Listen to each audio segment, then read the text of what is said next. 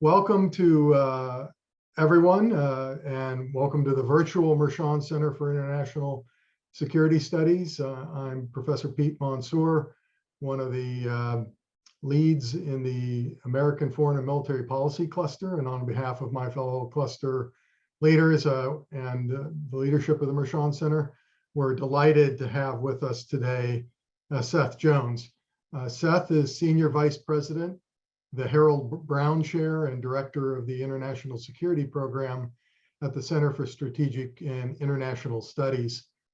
He has worked in numerous positions in the US government, including his work as an advisor to the Commanding General of US Special Operations Forces in Afghanistan, and on a 2014 congressional panel that reviewed the FBI's implementation of counterterrorism recommendations from the 9/11 Commission report. He holds a PhD from the University of Chicago, and he is the author of numerous books on international security, terrorism, insurgency, and other topics. His most recent book, and the focus of his talk today, is Three Dangerous Men: Russia, China, Iran, and the Rise of Irregular Warfare, published last year by W.W. Norton. So Seth, welcome. The virtual floor is yours, and I will drop off as you present your slides, and then I will reemerge when you're done with your talk, and I will host the Q&A session. If you have a question for Seth while he's talking, just go ahead and use the Q&A function on the bottom of your screen and put your question in there, and that's how we'll take the questions in the as they come up. So Seth, it's all yours. Well, thank you for the kind introduction, Peter, and thanks everybody for joining us today. I should say, as someone who got my PhD at the University of Chicago, it is an honor to be part of that Midwest consortium of graduate schools. So I enjoyed my time working on my dissertation at Chicago. I studied as a realist, though have an appreciation for all forms of support in the international politics arena. What I'm talking about today, though, is actually the subject of the last book that's got direct relevance in many ways to what we're seeing in Russia and Ukraine. And it's on how states, I'm focused particularly today on the Chinese, the Russians, and the Iranians, are using irregular warfare. So what I'll do is I'll walk through kind of why this subject is important, and then what I mean by it. And then I'd like to give some examples in each of these arenas. Hopefully we'll have enough time to talk about the Iranians. I'll at least spend some time talking about the Chinese and the Russians. So the primary focus, frankly, in writing the book, and this really gets to the main question that I asked in the book, is how are these states, they've been identified by both the current US administration and the last one, and even the one before that in many respects, as competitors, adversaries. You can choose your word. The question really was, how do they view competition?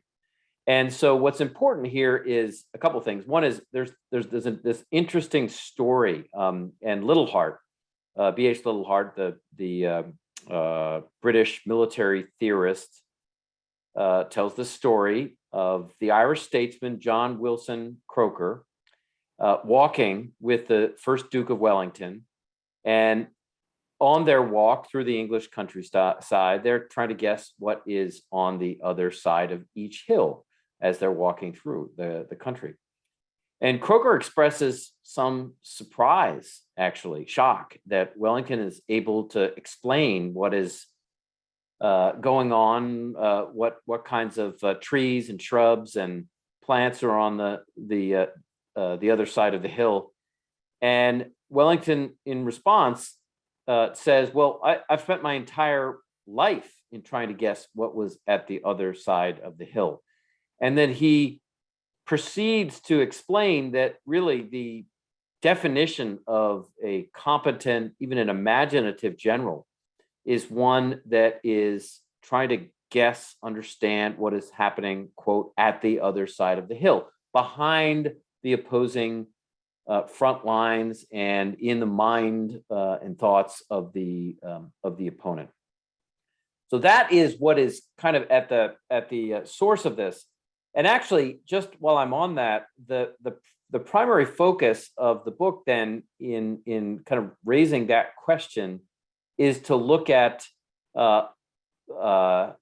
two things. One is a significant amount of literature, statements, policy statements, strategic documents, inspirational texts from leaders that I'll talk about in a moment, from Iran, so they're in Persian, or China, so they're in Mandarin, or in Russian, translated into English. So thousands of documents that were translated from those three languages into English.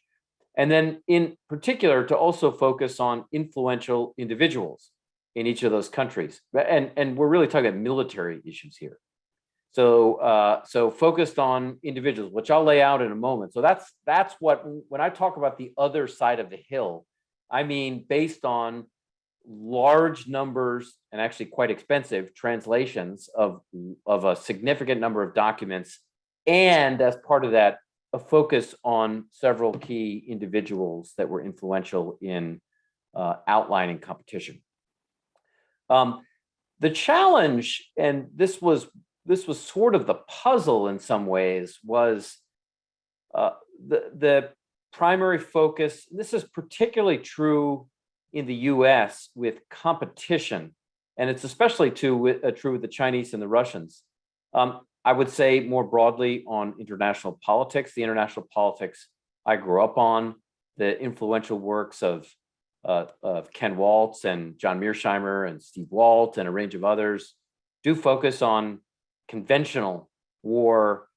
I mean, John Mearsheimer's influential book that got him tenure at Chicago was on conventional deterrence or nuclear related issues. So on the left side of the screen, we have one of the more interesting studies. This was done by Rand on the Russian invasion of the Baltic states, obviously a hypothetical invasion.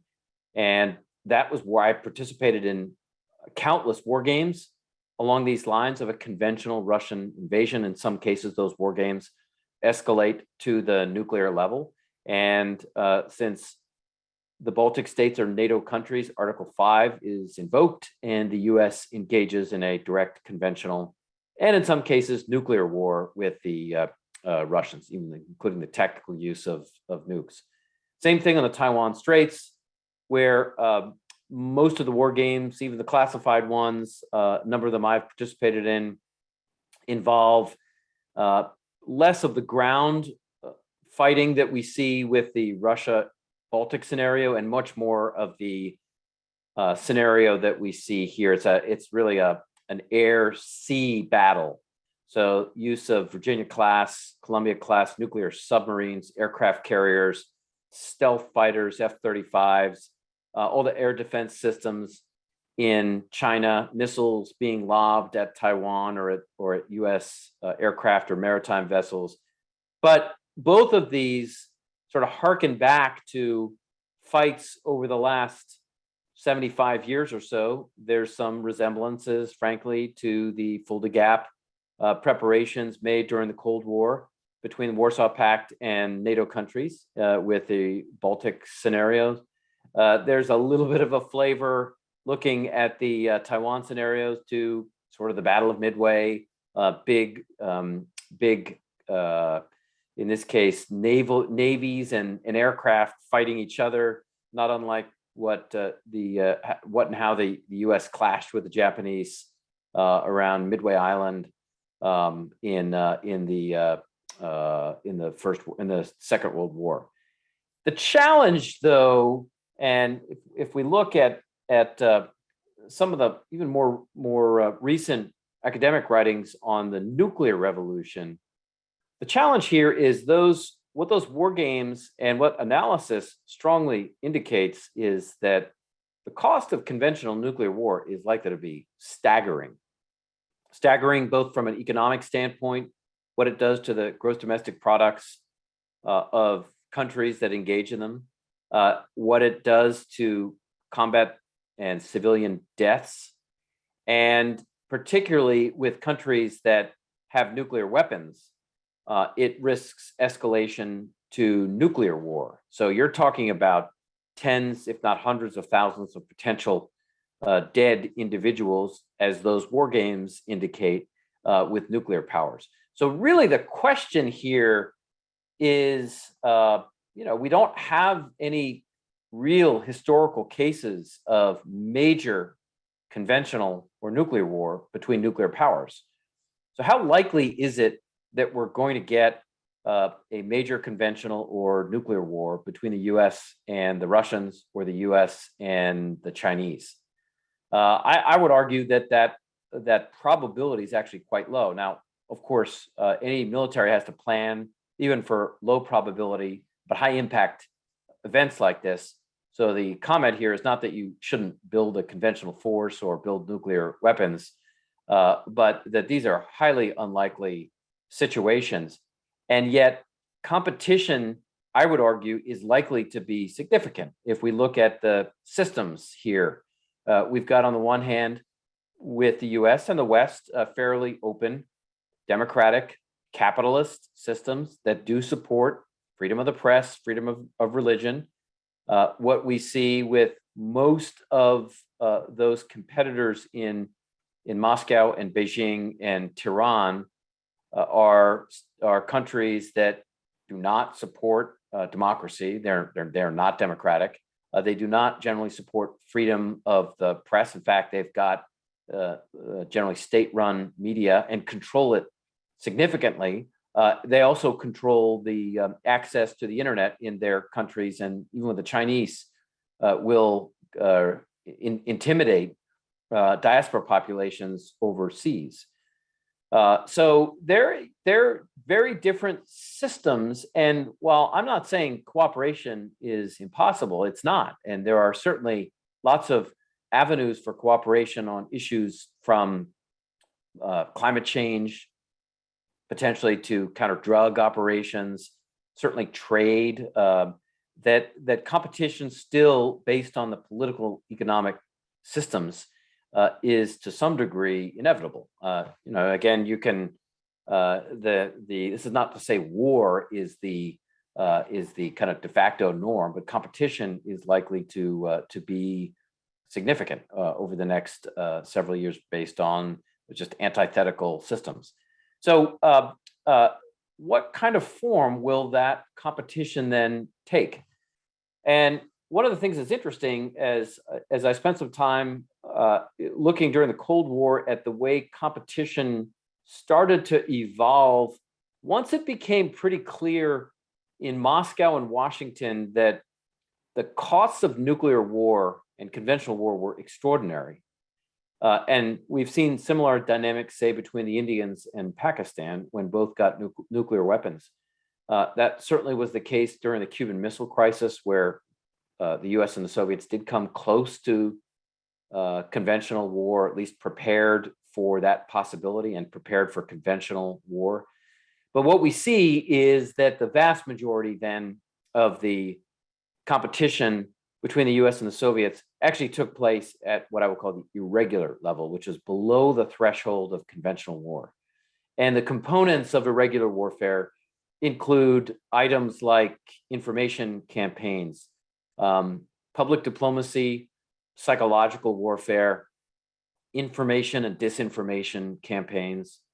It's generally support to state and non-state partners so that you're not actually fighting your major nuclear armed adversary directly. You're doing it through proxies and or partners.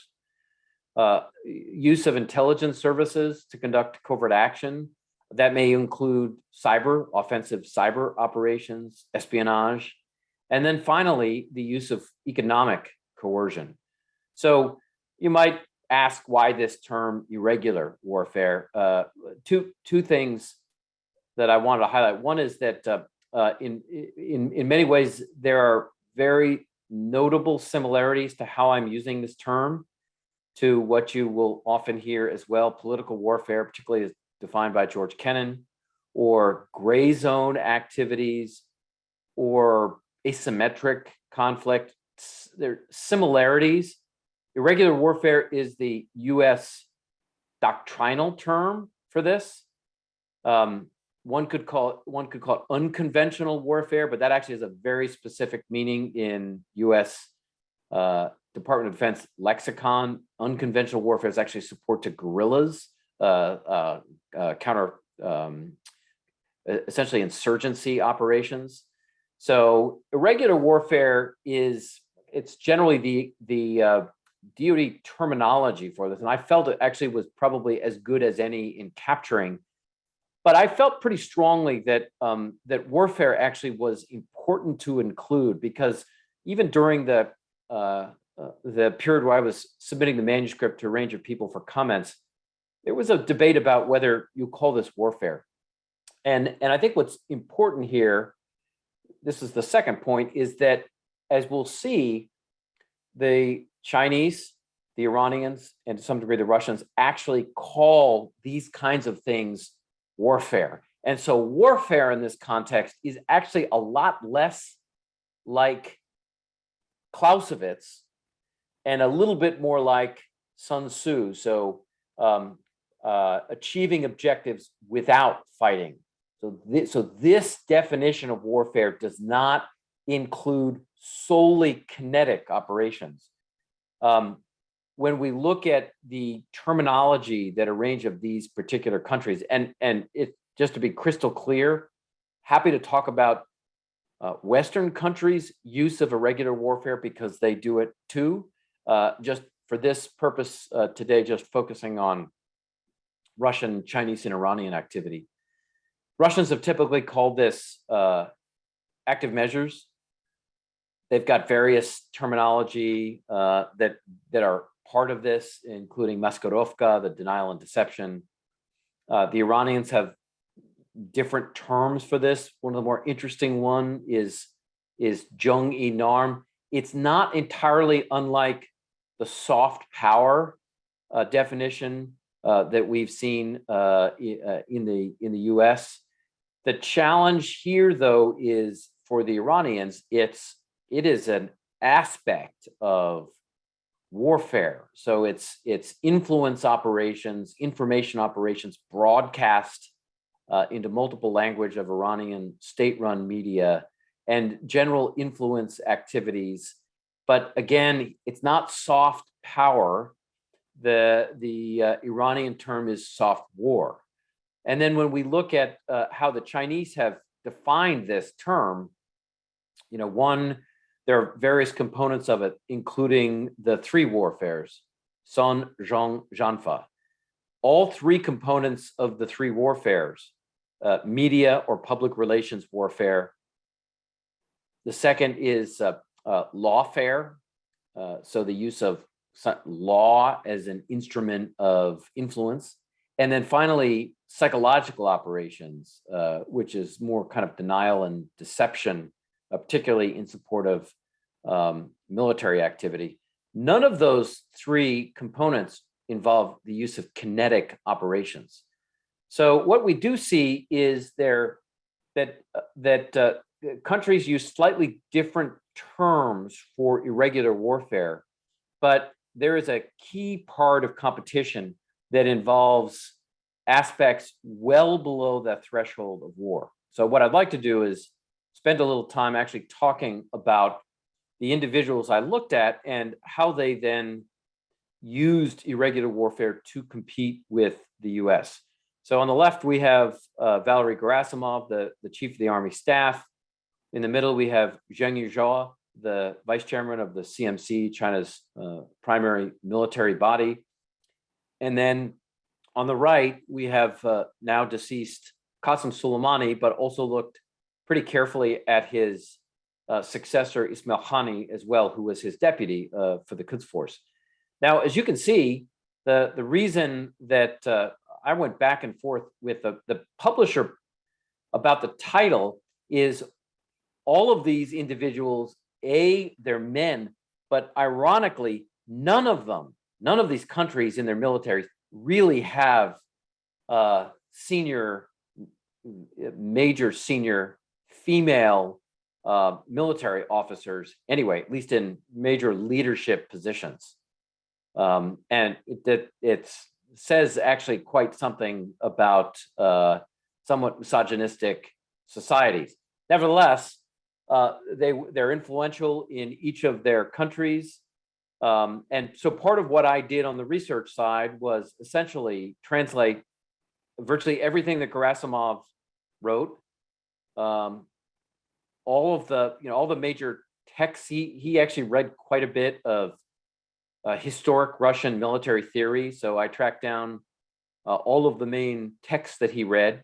Same thing with Zhang, and then the same thing with Qassem Soleimani, including getting the Islamic Revolutionary Guards Quds Force and the Guards more broadly, histories, for example, of the Iran-Iraq War, Qassem Soleimani's role in them. So to really try to get an important understanding of how they thought about competition from an individual perspective.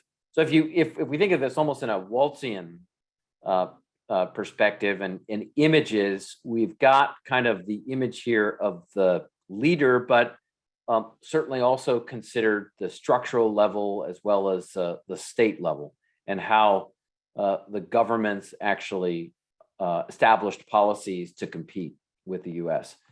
So if we go to Gerasimov, we'll start with the Russians and sort of want to walk through what competition has looked like over the past couple of years. One of the things that struck me most in tracking Russian thought, including Gerasimov, is how closely they studied US in particular successes and failures. Gerasimov studied very closely US use of irregular operations in Afghanistan to overthrow the Taliban government back in 2001. The Russians studied very closely the US, French, British use of largely irregular operations to overthrow the Libyan regime in 2011. Again, that was mostly intelligence and special operations forces on the ground. That was the maneuver element, leveraging Libyan militias. And there was obviously some air support from NATO fixed-wing aircraft, as well as some maritime support from vessels in the Mediterranean. And so as the Russians move into the early 2000s, we see Gerasimov begin to focus not just on building a conventional and a nuclear military, but also heavily focus on building a special operations capability. He established a KSO, a special operations headquarters, gave significant power, influence, and taskings to the main intelligence directorate, or GRU, as well as the SVR, Foreign Intelligence Agency. And so we see a shift from what Gerasimov called the traditional now to the non-traditional use of force. So a heavy focus on irregular action. So what does that mean in practice as we look at Russian operations? So we'll start on the left side. It's an interesting context for today. One is the taking of Crimea. So the annexation of Crimea, when the Russians took Crimea, was largely an irregular operation. This was the first Russian major use of the, quote, little green men. This was a heavy utilization of special operations forces. Essentially, the Russians didn't even fire a shot in taking Crimea. They used special operations forces, intelligence. They used heavy information, disinformation campaign, sabotage, subversion, and broader political efforts to retake territory. Shortly thereafter, then they wanted to do the same to Ukraine, and so the Russian military's general approach was, again, a heavily irregular approach, not a conventional invasion, but to build essentially insurgents, Russian-backed insurgents in eastern Ukraine, in Luhansk Oblast, in Donetsk, and then to provide them training, weapons, and other assistance so that the Russians wouldn't have to fight a conventional war with Russian tanks and armored personnel carriers, excuse me, that they could actually have the Russian-backed rebels do it. And then so 2014, 2015, even up through 2022, we've seen the majority of the fighting in Ukraine being irregular units, including some Russian private military companies. We'll come back to that in a second. In the case of Syria, another interesting context. Syria, when the Russians directly entered the war in 2015, it was again largely irregular. The maneuver elements in Syria included Syrian high-end forces, including Tiger units. They also included Lebanese Hezbollah, US designated terrorist organization, militia elements from the Hashd al-Shabi, the Iraqi Shia militia forces that were recruited from Palestinian territory, and then various and sundry militia that the Quds Force, the Islamic Revolutionary Guards Quds Force from Iran, recruited, trained, advised, assisted from Afghanistan, Pakistan, and a few other places. So the maneuver element to retake territory, with the Russians providing some air support and combat air support and some strikes, including from maritime vessels, was a irregular maneuver campaign that leveraged largely Lebanese Hezbollah and other forces along those lines. So Russians decided, unlike, say, Afghanistan in the 1980s, they were not going to invade. In addition, as part of the Ukraine campaign, we also saw the Russians heavily focus on offensive cyber operations as an important irregular component to warfare. Black energy, in destroyer, gray energy, or the startlingly destructive NotPetya that not only impacted critical infrastructure in Ukraine itself, but also much more broadly impacted corporations and even governments in the US and other Western countries. So a heavy focus on Russian cyber operations. We of course, we see that today. We've seen Russian-backed groups or Russians SVR or GRU also conduct direct offensive cyber operations against the US, against Greeley Beef, SVR attack. The Colonial Pipeline was kind of an interesting irregular campaign because that was Russian hackers based in part on Russian territory conducting the ransomware attack against Colonial Pipeline. So again, all of these are really below the threshold of conventional and nuclear war, but are an important part of the competition landscape. We don't see a lot of Russian deployment of conventional forces, but what we do see is over 36 countries where the Russians have deployed private military companies, such as the Wagner Group, to Libya, Chad, Democratic Republic of Congo, Venezuela, Afghanistan, Belarus, Ukraine, and a number of others.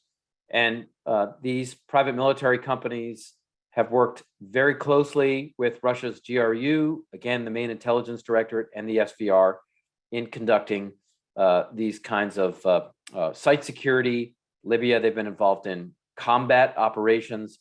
Mali, we've seen as the French have withdrawn their combat forces, the Russians have moved in, but not with conventional forces, with private military companies. I mean, what's interesting to note on these private military companies like Wagner is that the main stakeholder in Wagner Yevgeny Prigozhin is a very close friend of not just the Kremlin, but of Vladimir Putin. So we see a strategic relationship and a funding one directly between the Russian government and the private military companies. And obviously, this is a kind of a deniable way of expanding power and influence in multiple locations, or at least quasi-deniable through private military companies. I do want to touch briefly on what we're seeing today in Ukraine. We certainly see the possibility of a conventional invasion. The vast majority of the fighting we've seen is irregular. But what's important to understand here is once it became very clear that the United States and other NATO countries were not going to engage directly in Ukraine, that they were not going to deploy their forces, then what we don't have is direct US versus Russian engagement. So there is not that risk of escalation to the conventional realm, because Ukraine, as we all know, got rid of its nuclear weapons in the aftermath of the end of the Cold War. So I'm not saying, the argument here isn't that we can't see conventional war. It's just it's unlikely to see conventional war directly between major nuclear powers. So we've been keeping, I'm happy to talk about any of this. We've been keeping track. This is our own satellite imagery of recent Russian operations if people are interested in talking about it. Let me just move to the Chinese and then briefly touch on the Iranians.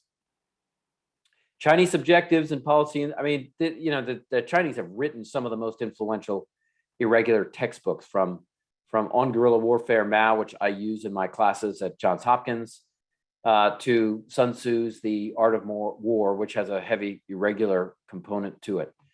One of the more interesting uses of irregular activity by the Chinese is how they have essentially scoped and strategized the Belt and Road Initiative. On the surface, the Belt and Road Initiative, with its Silk Road economic belt and the Maritime Silk Road, is a lot about infrastructure development, trade across multiple regions. But what is also an important component of Belt and Road is the use of money here and investment and infrastructure then for political leverage. So we have seen countless examples of the Chinese then using that economic foothold and trade leverage to push in many cases actually quite aggressively for countries that are receiving this to then generally adhere to key policy preferences of the Chinese government on issues that may be controversial, on the status of Hong Kong or the Chinese treatment of Uyghurs in Xinjiang province, or Tibet, or Taiwan, and the one versus two China debate. So this is, as I think as the evidence strongly indicates, Belt and Road is an economic issue as well as utilization of economic coercion. And so I think in that sense, this fits squarely into the realm of irregular warfare. Again, not warfare in a Clausewitzian sense, but much more in a Sun Tzu sense of achieving objectives without actually having to fight. And frankly, as we see in some of the areas here, what the Chinese have also done as under the guise of Belt and Road is built dual use bases. For example, Djibouti is not just a port anymore. It is also a military base, both naval as well as an air base.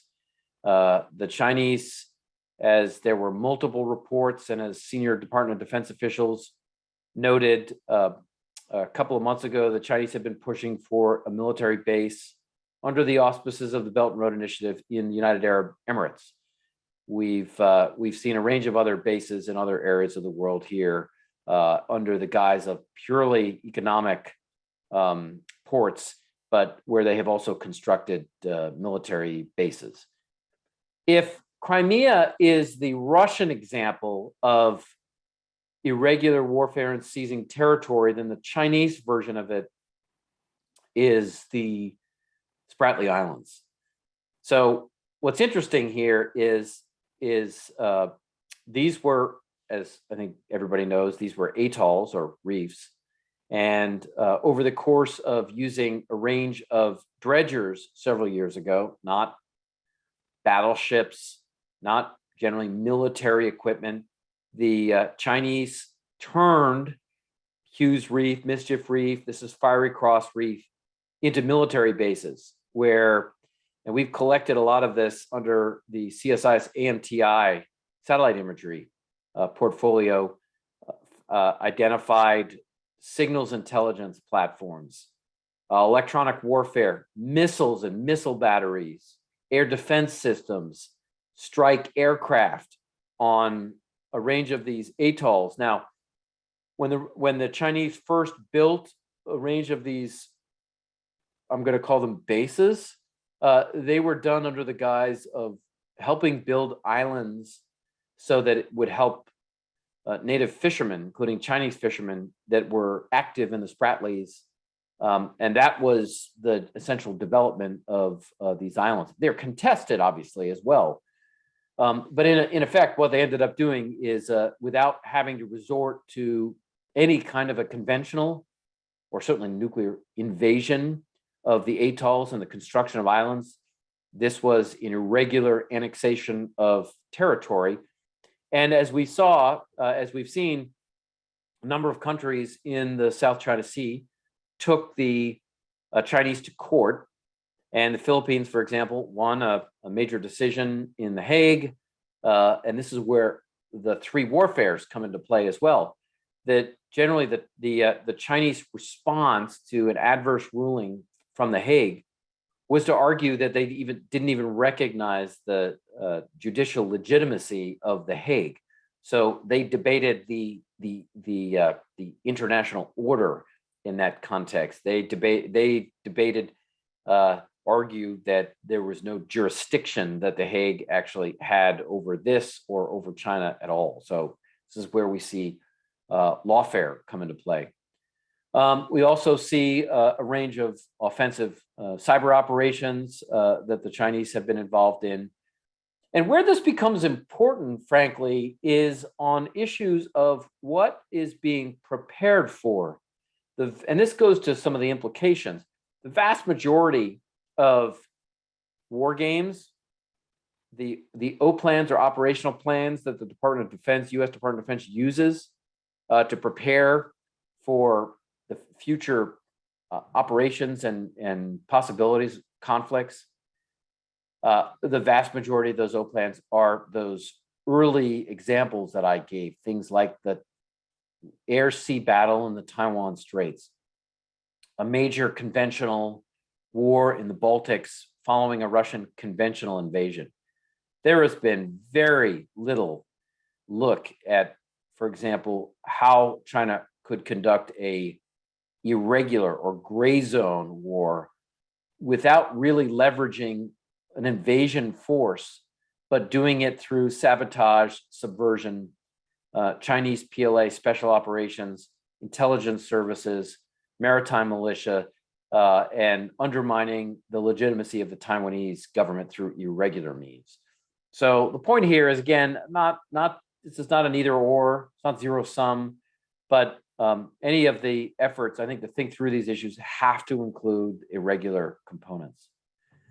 So just briefly, and then I'll hand this back in a moment to Peter, is Iran, I mean, Iran is probably the textbook case of irregular operations, in part because if we look at the conventional forces of the Iranians, they still use US military equipment in some cases that was provided to them under the Shah, so pre-1979 revolution. Some of their tanks, aircraft, they've got a very weak conventional military. They don't have nuclear weapons, but what they do have is now essentially a range of partners and proxies in Iraq, in Syria, in Yemen, in Afghanistan, and Pakistan, and in Lebanon, which is where they have conducted the vast majority of their efforts. In addition, they've built a pretty sophisticated standoff capability. But let me just talk in terms of irregular warfare. Let me just talk for a moment about one of the Iranian's chief enemies, which is Saudi Arabia. We could say the same thing of the Israelis. Could even say the same thing for the U.S. in this area. There's been sort of a constant war over the past several years between the Saudis and the Iranians.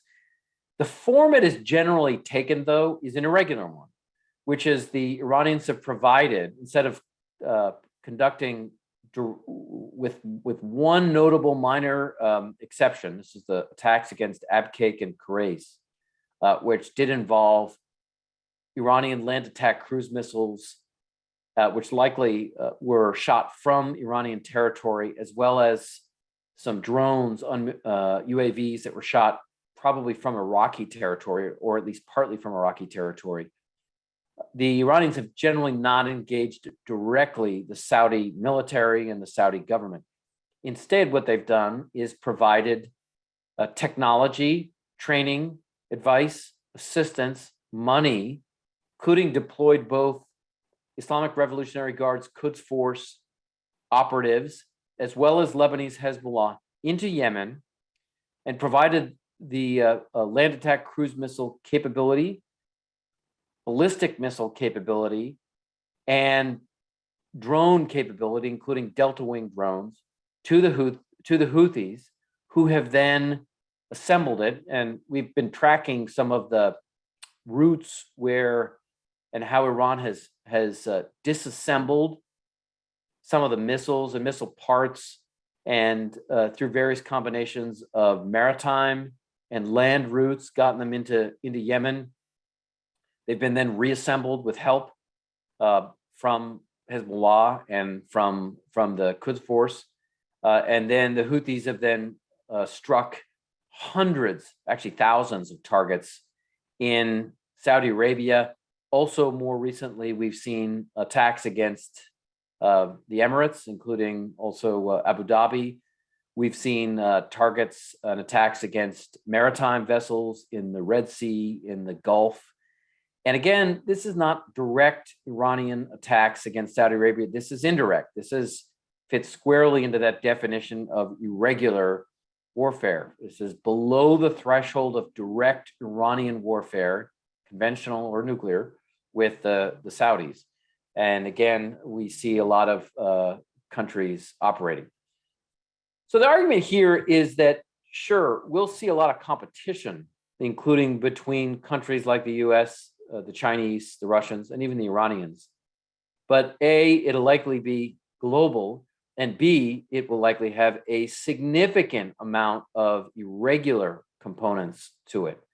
And so that is what I will argue will be a very significant part of the future of state-based competition between major powers, especially nuclear powers.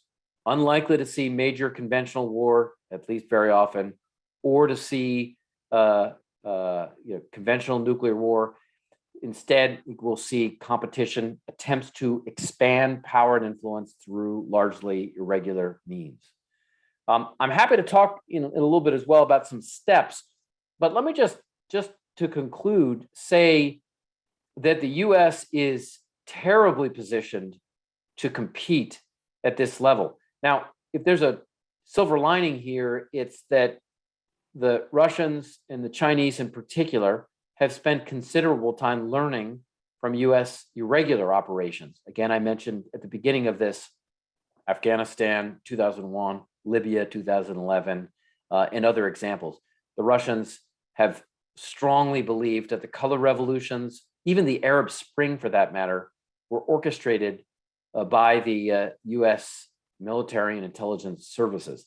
They've made that same argument about the collapse of the Soviet Union. They were essentially irregular operations that led to the collapse of the Soviet Union and of Warsaw Pact states that then switched sides from the Soviet Union and Moscow, obviously, to NATO and also the European Union. So the point here is that I think we'll see that competition really in this irregular sphere, and going back to the kinds of examples I gave earlier. Expect to see that in the sense of economic coercion, support to state and non-state partners so we don't see direct conflict, particularly conventional, between the major powers, offensive cyber operations, espionage used to gain advantages, and other aspects of what we call irregular warfare. That is likely to be the future. And really, the US is woefully prepared. It is focused primarily on building big conventional militaries, Navy, Air Force, Marines, and Army to conduct these conventional wars. That's where the acquisition focus is, on aircraft carriers, F-35s, Columbia and Virginia-class nuclear submarines. That's where the services are primarily focused. There is still paltry funding for US State Department public diplomacy. During the Cold War, the US had a US Information Agency. The budget, even during the Reagan administration, doubled for Radio Free Europe, Radio Liberty. And we see just no serious efforts to fund and resource anything in the information sphere, really, or anything or much in the irregular arena. So I think the US has a lot of catching up to do, and a lot of really grasping what competition is likely to mean. But happy to take questions and comments. But Peter, with that, I think I'm going to stop. We've gone for about 45 minutes and turn it back to you. Well, thanks very much, Seth, for that interesting analysis. I'll lead off with the first question. What do you make of the massive deployment of Russian conventional military forces on the border with Ukraine? It doesn't seem to fit in with this hybrid proxy war or irregular warfare that they've used in Crimea or Donbass. Well, two things. One, as I said earlier, the focus on irregular warfare is between the major powers. So in this case, there is a possibility of the use of conventional war. The fact that the US has committed, as of NATO, not to engage in deploying forces to Ukraine means that the Russians could resort to conventional war if they felt it was if they felt it would achieve objectives. Again, the primary focus has largely been irregular. Even today, we're seeing shelling between Russian irregular units and Ukrainian government. So leveraging still largely irregular units on the ground. But this thing could go into into conventional war. We've been tracking possible Russian invasion options. But again, the reason conventional war is even an option right now is because the US has committed not to deploy forces to Ukraine. I'm not saying it should. I'm just saying irregular war is the primary way that you fight your adversary, your other great powers. I don't think the Russians will deploy forces to the Baltic states, because that means conventional war with the United States under Article 5. The US will have to. Ukraine's cardinal sin was giving up its nuclear weapons. Yeah, so the implication here was that there were two problems here. One was nuclear weapons, which interestingly, when I go back to some of the international relations predictions at the end of the Cold War, it was my dissertation advisor, John Mearsheimer, who argued that the Ukrainians would never give up nuclear weapons because it was not in their interest. Well, they did.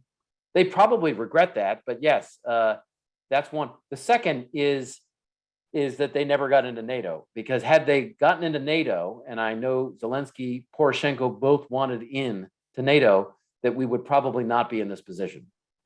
All right. We'll go to the audience questions. Jane Miller has two. The first is, why do you use the term competition in a warfare arena rather than as the term used in a traditional economic arena? So just some definitional issues there. And her second question, which of the three countries is the most dangerous in using irregular warfare and why?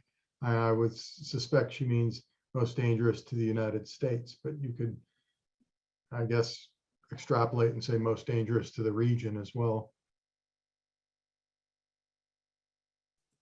So I'm generally using competition here as synonymous with warfare. I mean, that's the definition. That's why irregular warfare. The book actually entirely uses warfare. I've gone back and forth here, but if you want me to be consistent, happy to just say warfare, and it just gets a little tedious to use the same word, but I'm using them synonymously here. And to be clear, what I mean by that is steps that weaken your adversary and strengthen you to tip essentially the balance of power in your favor. So in terms of the three countries, I mean, I'll just set the Iranians aside because they're probably more of a nuisance, and they certainly have neither the economy nor the military might to present a major mid to long-term threat. And I view China and Russia as actually in slightly different categories. I think what we see with the Russians is a lot more aggressive action, but they pose a probably slightly smaller mid to long-term threat. They do lack both the broader economic power and economic might, and they also lack the potential military might that the Chinese do, including when you start adding various types of military technology, the progress that the Chinese have made on stealth technology and fifth generation aircraft, the amount of focus the Chinese are spending on offensive cyber operations, the money the Chinese are spending, in particular on Belt and Road Initiative, to influence a range of populations overseas. The Chinese are a much more significant, in my view, threat because they have much greater economic military might and a much broader than global expanse that they can use that and compete across the globe. And it's striking when you look at those Belt and Road maps that they extend through Asia, the Middle East, Europe, Africa, and even in part in Latin America. The Russians, though, tend to be much more aggressive in their use of offensive cyber operations. We've seen Chinese PLA cyber operations as stealing and conducting espionage, planting malware, but they haven't done what the Russians have done in Ukraine, which is actually blackouts, taking down critical infrastructure. We haven't seen them do what they've done in the US, which is using at least hackers that have taken down pipelines. So in that sense, the Russians' assassinations overseas as part of their regular campaign against defectors. Chinese have intimidated, but generally not assassinated overseas the way we've seen, say, Russian assassinations or attempted assassinations in the UK. So again, just to put this into context, the Chinese I see as the more significant longer-term threat. The Russians are less of a threat, but at the moment anyway, much more of an aggressive power in how they wield it. More likely versus the more dangerous power. Okay, Xiaodong Zhang says, do you see a possible synergy among the three countries, or are there self-interests such that they would never create one? Well, I do think that every country at its core is motivated by self-interest. The question then is, to what degree do we see some overlapping common interests? Do we see a Venn diagram? Do we see some opportunities for that? And I think, we do see some cooperation between actually all three of them. If we take the Syria example, where the Russians decided not to engage in conventional operations, they decided to essentially leverage Lebanese Hezbollah, and they decided to leverage Palestinian, Iraqi, and other militias. The Joint Operations Center was run by the Iranians. So the Russians occasionally would drop bombs from fixed-wing aircraft. The Iranians would, they ran the maneuver element on the ground. So we saw strategic level planning. Soleimani actually flew to Moscow, despite UN sanctions, in the summer of 2015, sat down with Shoigu, Putin, and others to map out the strategic plan, flew back. And then when the war began in 2015, when the Russian direct involvement in the war began, the Iranians then ran the maneuver element. So we had strategic planning, we had operational and tactical level coordination, so that you could you could time your and target your bomb drops with a maneuver element of Hezbollah, for example, moving into a neighborhood in Aleppo just after those bombs had dropped. So that's really a good example of strategic, operational, and tactical level cooperation between the Russians and the Iranians in the prosecution of a military campaign. And we've seen other examples of these countries in the face of the possibility of economic sanctions or economic coercion, probably another element of irregular warfare. The Chinese and the Russians have supported the Iranians and the Iranian economy. It appears to be the case that part of the discussion between Xi Jinping and Vladimir Putin last week, when Putin flew to China, was to get Chinese help in sanctions relief, if that's the direction the conflict moved in Ukraine. So yeah, we do see avenues of cooperation. We've seen joint military drills, but at the end of the day, they're still going to be self-interested. Mohammed Hilal asks, how do you define coercion in an economic sense? He wants to know where you draw the line between diplomacy and economic statecraft in irregular warfare.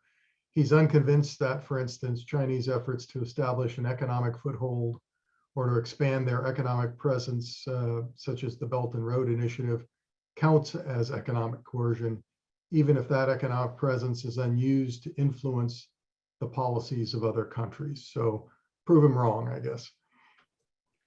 So as we know, deterrence is, whether it's deterrence by denial or deterrence by punishment, is to get a state to not do something that it otherwise would, and either you're deterring it from doing it through denying it the ability, or you're raising the costs for punishment. Coercion then would be getting a state to do something that it might not otherwise do.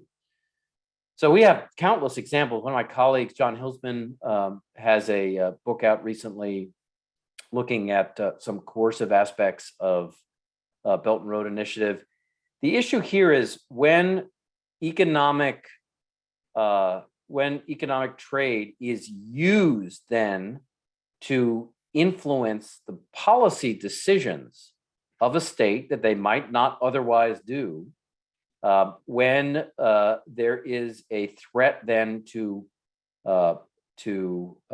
remove the trade, stop the investment, unless you are taking action and voting at the UN Security Council or within your own parliaments or executive or legislative branches on issues then that may deal with Taiwan, with Hong Kong, with Tibet, with Xinjiang. And that includes policy positions in the UN Security Council or at the UN. That's coercion. And again, the issue here is not that that the Chinese and the Belt and Road Initiative are the only ones that are using economic coercion. Most states do. Every state probably does to some degree, at least they can afford it. It is a tool for getting a state to do something that it otherwise would not do. Instead of pointing a gun to its head, it's giving it money or threatening to take it away. So I think in that sense, it absolutely counts as coercive if you are essentially taking action coercively using economic instrument as leverage. So in the early 1980s, the head of the Russian General Staff posited that the weapons of the revolution in military affairs, the guided munitions and a robust intelligence, surveillance, and reconnaissance complex could substitute for nuclear weapons. It would be conventional weapons with nuclear effects. And Matthew Clark asks about those nuclear war games, or the war games in which, I guess, nuclear weapons, the threshold was breached. Did they account for guided munitions in ISR? I'm assuming they did. But his question is, why did the people in the war games see the need to broach the nuclear threshold when they had access to the weapons of the revolution in military affairs? Yeah, it's a good question. The issue here was that, and they were generally tactical nuclear weapons in most games that I ever played. I can't think of a single game I ever used them as playing either red or blue side. So this is not me making any decisions. For the audience, the red side would be the Russians and the blue is always the friendly power. It's just yes, or the red could be the Chinese, depending on which war game you were participating in. Red is the enemy. Yeah. Red is the enemy, right? Red is the enemy. Blue is the good people, or the your team, your side. If we think both of the Baltics and the Taiwan cases, both of those wars, both of those war games take place essentially right on the borders of those respective countries. So in the Baltic case, you're conducting warfare. U.S.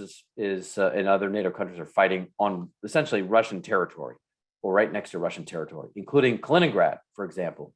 In the Taiwan Straits, you're fighting essentially on or right next to Chinese territory. And so the way some games have gone is that as part of the combat, the U.S. or other allied or partner forces take out like missile defense systems on the Chinese mainland because they're using them. They're using missiles to target U.S. ships in the Taiwan Straits.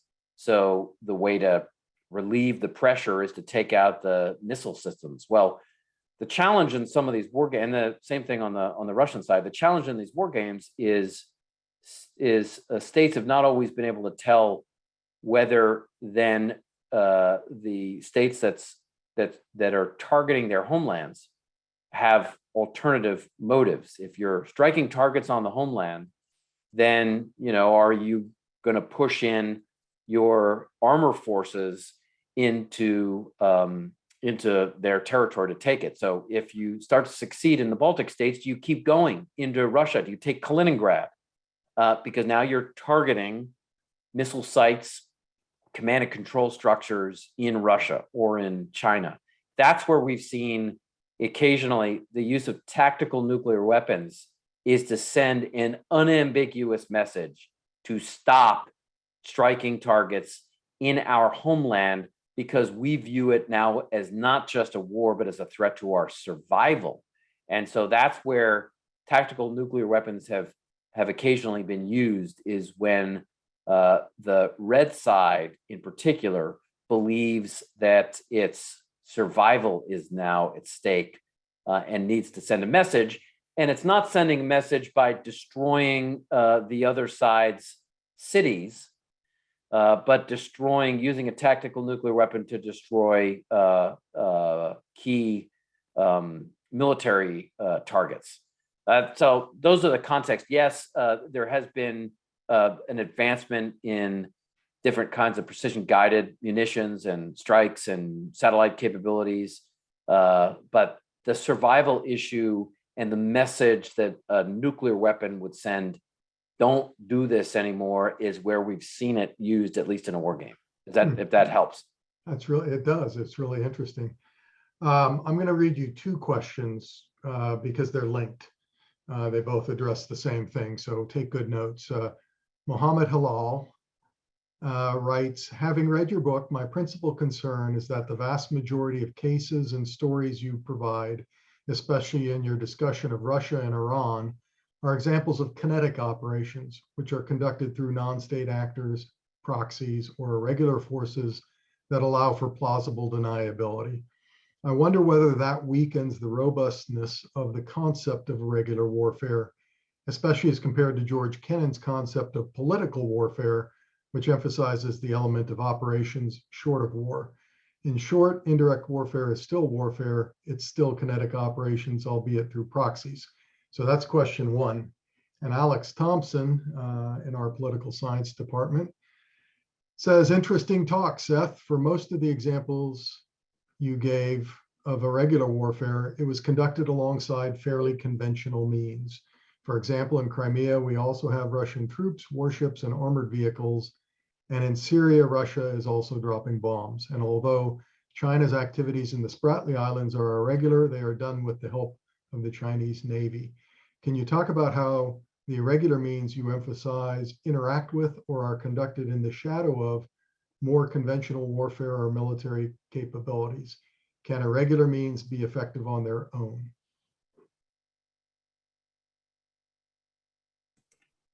Wow, great questions. So let me start off with Mohammed Halal's question. And I would just say that there are a number of examples in each of the main sections of the use of non-kinetic operations to weaken the adversary. So, one where both Professor Thompson and I went to school at the University of Chicago, and I actually don't know where this is at Ohio State. We had a Confucius Center. There had been they have become controversial in the U.S. in part because they were have been funded by the Chinese government. Generally, do not allow debate on any of the controversial issues in the classroom, which is why Chicago closed its Confucius Institutes down. The use of Thousand Talents program, so these are influence operations. In fact, I would sort of, the examples of the way the Chinese have attempted to influence Hollywood is an interesting case, I think, of non Clausewitzian warfare being utilized. So, Mohammed, there are plenty of examples of that. One of the things for those basketball fans, when I spoke to the NBA commissioner about this, he said, as folks will remember, the general manager for the Houston Rockets back in 2018, I think it was 2018, had tweeted something in support of Hong Kong. And the Chinese not only asked for a retraction from the Houston Rockets, but they asked essentially the commissioner for a retraction from the National Basketball Association.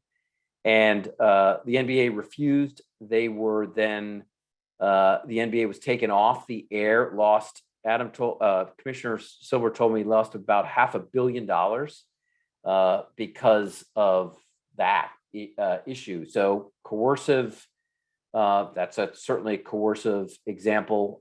Have spoken to several interesting producers and senior folks from movie studios in the U.S. and Hollywood. There definitely is a very significant concern about producing movies and television that have the Chinese as an enemy, in part because they have received significant pressure from the Chinese government. They'll lose the economic revenue of showing that in China. Yet the irony here is that as I end the book, it's now the second most popular book in the movie in Chinese history is Wolf Warrior 2. It's worth watching if you haven't. It's not that good, and it almost feels like the special effects are 1980s. But it pits. This is a kind of a good example of the subject we're talking about. It is not Chinese conventional operations. It's a fight between the US and the Chinese in Africa using essentially former special operations forces, not Chinese infantry, but a former Chinese special operations force.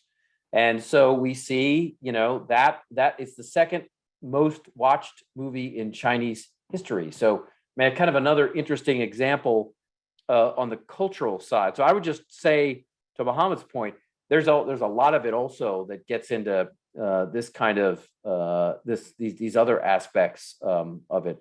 I mean, on Alex Thompson's question, Crimea. First of all, Crimea certainly the conventional component of Crimea, which was very limited, was probably more of a deterrent, and so the actual use of force the soldiers used were generally Spetsnaz, special operations forces. And again, the focus there was not a conventional invasion, not putting conventional boots on the ground, but generally using irregular units and not wanting to even fire a shot, but intense use of heavy information operations, heavy use of denial and deception, and what you might call one of the elements of the three warfares, psychological operations. So that those on Crimea just folded on the political government. Where there's a little bit more of a hybrid, which I think is partly what you're getting at, Alex, is the Syria context. It is one of the cases where we see the Russians not engaged directly in maneuver in conventional warfare, at least on the maneuver end, but they do engage in dropping bombs from the air and shooting caliber cruise missiles. So that is definitely more of a hybrid case. It's a decision that they're gonna, and I think the reason this is kind of an important one too is because one of the main reasons the Russians move into Syria is because they were concerned that the US was actually going to overthrow the government in the Assad government, much like they had done in Libya just 4 years before that. So they were assessing the US was involved in irregular operations. John McCain, just before the Russians actually started dropping bombs in Syria, John McCain and Lindsey Graham had gone to Syria, crossed into the border, and had argued in front of the US Congress after that the US should significantly increase its weapons to the Syrian rebel groups, obviously not the Islamic State or any of the Al-Qaeda linked groups, but other Syrian rebel groups. So this was then viewed in sort of competition with the US. And so that was what was partly at stake for Putin. We now know, and as I've interviewed senior Russian officials, that was what it was at stake. But in terms of the use of force, there is in this case a bit of a hybrid component, which is what I think you're getting at. Now, mostly the Russians are not even adding that conventional component to their warfare. It's generally been private military companies, frankly, as I highlighted earlier.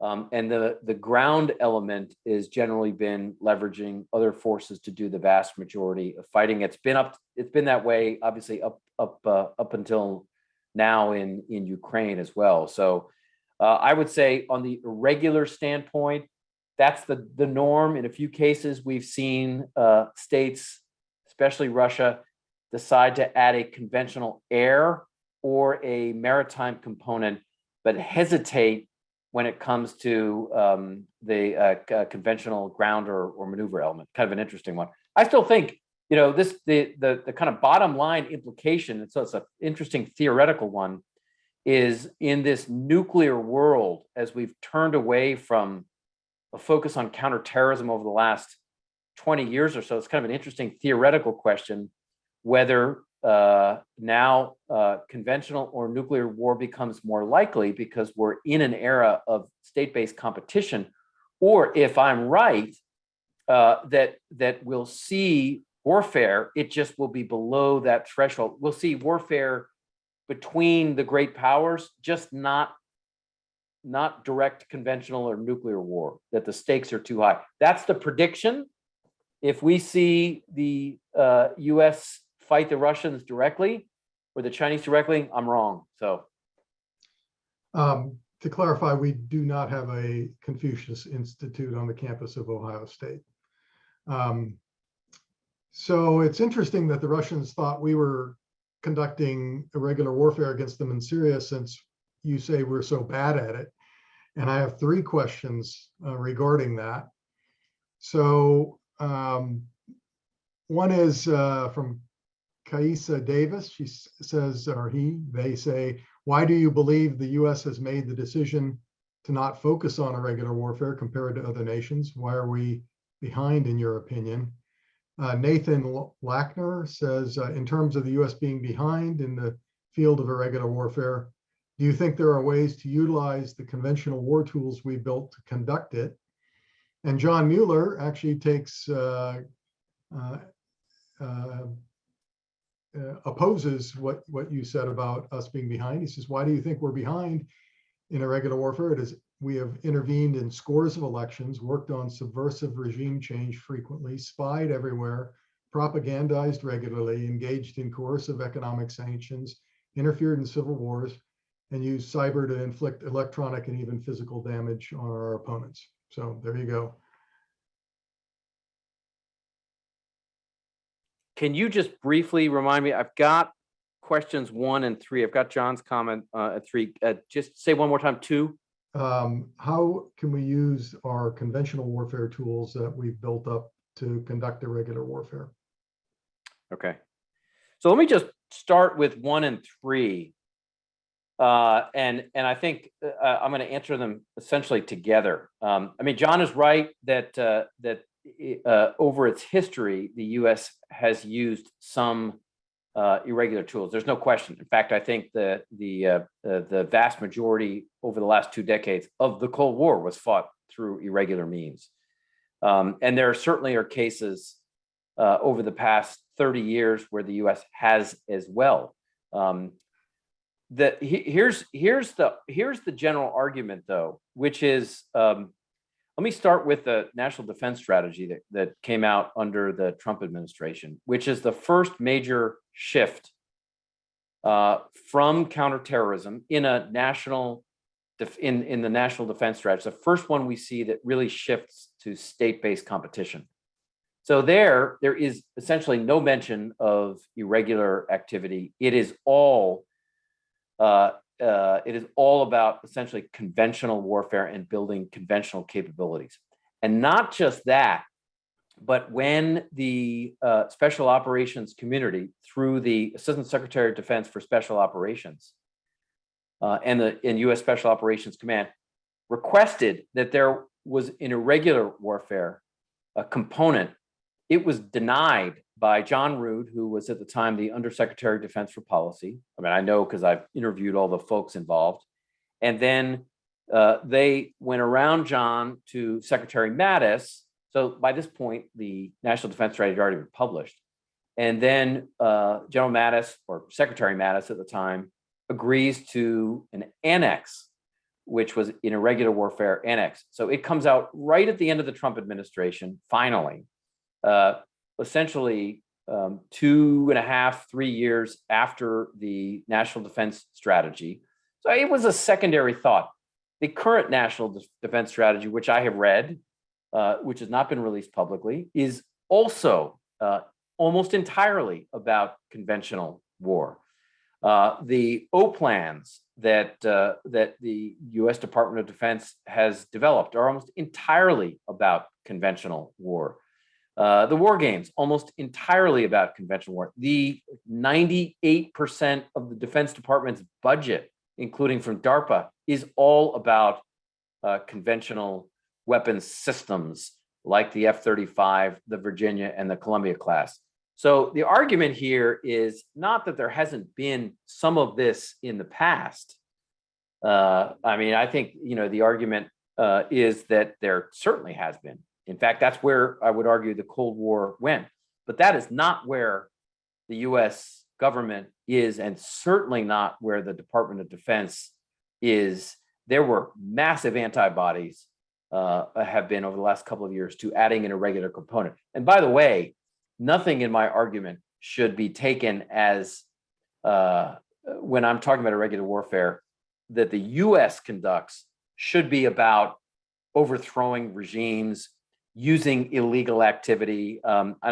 John didn't mention this per se, but the US has a very sordid history of its own use of irregular warfare, mining harbors in Latin America, the School of the Americas. So what I'm not suggesting is that we should have to relearn those lessons in human rights abuses or illegal activities. That's not what I'm suggesting. But it is, especially on the public diplomacy side, there are some steps that we can take. But I would still debate John on the fact that we are doing much of this. It is not a focus, was never a focus of the last NDS. It is definitely not a focus of this one. And it is definitely not where any of the services are at right now. They are all, they are largely 24/7 on, big Battle of Midway, Baltic states that seem a lot like the Fulda Gap scenarios. And then this question about the second one, I think was are there ways that we can use conventional weapons for irregular means or and systems and platforms? Well, there certainly are tools that one could use for both that can certainly be used for irregular means. One can use cyber or space-based assets, both for conventional war and for irregular operations. So I think certainly the tool sets, you can use a lot of UAVs or underwater surface vessels for conventional or irregular activity. But there's there's a lot of, I think when you're talking about a lot of irregular competition, it's just generally not very expensive. Two last points along these lines. One is the whole reason I think that irregular warfare is a norm, is a normal activity of great powers with nuclear weapons, is because these powers are deterred by conventional and nuclear weapons. So the fact is that it's not that you can use your conventional or nuclear weapons for irregular means, it's that by having them, you're deterring conventional or nuclear action against you, and that will then essentially force those states to use irregular means against you. The last one is, this was a public discussion with the first Sea Lord yesterday, the British Chief of Navy, and he had an interesting comment to be about a good example of irregular warfare by the British over the last couple of weeks. As folks may remember, there were Russian ships off the coast of Ireland, very close to where the transatlantic fiber optic networks go underneath the ocean, and then they go deep, and then they pop up back in North America. There was a notable threat, NATO mentioned this, that the Russians were at least signaling they could cut these transatlantic fiber optic cables. So what was the NATO response? This was deliberate. I mean, as the first Sea Lord said yesterday, they had Irish fishermen go out and scare off the Russian vessels. This was an example, I think, of the British using irregular means to push off what were essentially Russian combat ships off the coast of Ireland for that purpose. So it's kind of an interesting example of a recent Western tactic along these lines. We're running out of time here. I would say that those of you who have recently put your names in the Q&A boxes need to put a question in there. I'm not going to call on you because there's no way for you to ask your question live. I'd let me point out that the one example of where the United States seems to have done pretty well in using irregular warfare was in supporting the Syrian Democratic Forces in destroying the Islamic State. And then we screwed it up by allowing Turkey to invade their territory. I'm wondering if you could comment on that example and how our policy between administrations could not be consistent. How much time do we have left to answer that question? We have 4 minutes. We may end on this one, by the way. I don't know how to answer the question on consistency of administrations. That's a tough one. But I will say this may be the base problem here. We can't. I think it is a warfare if we can't have consistent policy. I think that's true. I mean, I do think the decision by the US in Syria was to retake territory, unlike Afghanistan, 100,000 plus forces, unlike Iraq, also 100,000 plus forces, but essentially to provide weapons, training, and assistance, and mostly special operations forces to the Syrian Democratic Forces. So I think at its core, it looked a lot more like Afghanistan in 2001 than it did Iraq or Afghanistan sort of later on with big conventional footprints. So I do think that was an example. The other thing on administrations, just briefly, is one of the things we did see at near the last couple of decades of the Cold War was much more interagency coordination in the irregular arena. The U.S. created an interagency active measures working group that included officials from the State Department. It was actually run by the State Department, individuals from a range of other organizations, Department of Defense, intelligence community, to coordinate irregular activity overseas. And we don't have anything like that right now. So I think there's also an interagency, in addition to an administration problem, that we're just not even set up like this. And just the last comment, kind of going back to one of John Mueller's comments, was the area where I'm just really surprised that we're as far behind as we are is on the public diplomacy side. That's not about violence. It's not even about covert action or special operations forces or special activities CIA forces. It's public diplomacy. We had a U.S. information agency that was well structured to provide information globally. It didn't have to make things up. And we have nothing like this. We're kind of competing with both hands tied behind our back right now. State is still extraordinarily poorly funded and resourced for this kind of a public diplomacy activity. And I think that's when I'll know we're really starting to take this seriously, is when we see those kinds of State Department components of irregular activity really start to get adequately resourced and start to operate more effectively.